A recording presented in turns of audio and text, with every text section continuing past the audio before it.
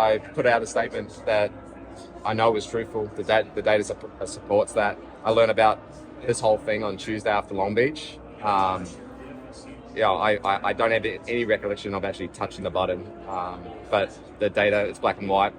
I did touch it. I accept the penalty. I move on. That's all I can do. As long as my wife, family, and sponsors support me, trust me, love me, it doesn't really, I've got to just keep pushing on and just focus on the job at hand. And then I guess the last one that I can think of too is Joseph was talking about how, thinking about how the push to pass was instituted kind of at the beginning of thermal. We all kind of knew that it was changed for that event. You're going through warm up in St. Pete, and did you know then that you had access to the push to pass for the restarts and things like that? I mean, can you kind of take me through the process, because that was the race before? Like I said, I had no idea that this was even an issue till the Tuesday after Long Beach. When Tim rang me, it was like 12 o'clock, and I was just as surprised as anyone. And like I said, I had no recollection actually pushing it at St. Pete in the spot that I did, but I did, and accept that and move on. How much of the rulebook have you read since that situation, just to make sure that nothing crazy happens again like that? I've read the rulebook. I do it every year. I know the rule didn't change, and it's just a habitual thing that unfortunately happened. I can't even remember doing it. It's black and white. I accept the penalty. It is what it is. I did it, and we'll move forward. Who explained the situation to you, the penalty and what everything was to you? Was it Tim over the phone, or who was it? Yeah, it was Tim and Ron Rzuski, our team manager. Yeah. Have you had a chance to talk to Roger yet? Yeah, I was speaking to Roger all week. And what was kind of the messaging in that? He's got full trust in what I stand for as a driver and where we go moving forward. He knows that I can come back and win this championship, and that's what we're focused on right now. You're coming in as the defending winner. How are you now let all the noise drown out the emphasis? The best part for me is getting back in a race car and driving that thing as fast as I can. So I'm very excited to get back in that car. Joseph said that he and his number 2 crew were under the impression that there was a rules change and that this was normal, so he was expecting to get the boost when he pushed the button.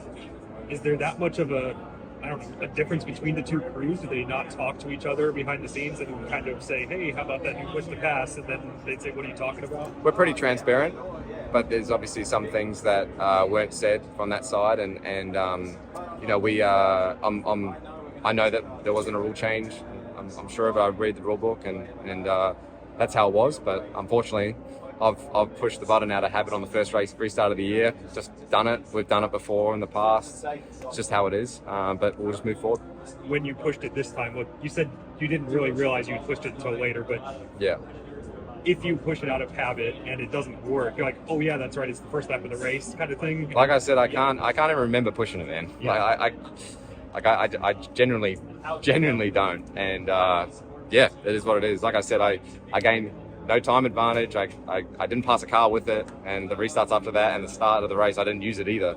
It's just something that, unfortunately, it was how it happened. I accept it, like I've said, and I'll move on. It's black and white. IndyCar had to penalise us, and it's been done, and we'll move forward. Do you know which restart it was? Yeah, it was like lap 30. It was the first restart of the year. Yeah. So there was a couple more after that. Didn't use it. Just is what it is. You gonna follow it? You good, Martin? Okay. Morning. Mate, you have a huge hill to climb in the championship. I'd feel defeated if I was going into the third race of the year sitting bottom of it. I would. Yeah. How about you? I don't look at it that way. I think I look at it as a challenge. I look at it with excitement. I know what this team's capable of. I'm proud to drive for this team. And, I know we can win this race this weekend. I know we can potentially win the 500 and then go on to, amazing things if we get momentum, because that's exactly what we did last year. And it is what it is now. That this stuff is behind us. We have to focus forward, and it comes from my side. I'm the QB for the team. I've got to lead them through it, and I can't wait to do that.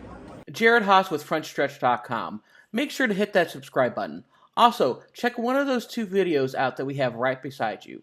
Visit Frontstretch.com for more great content.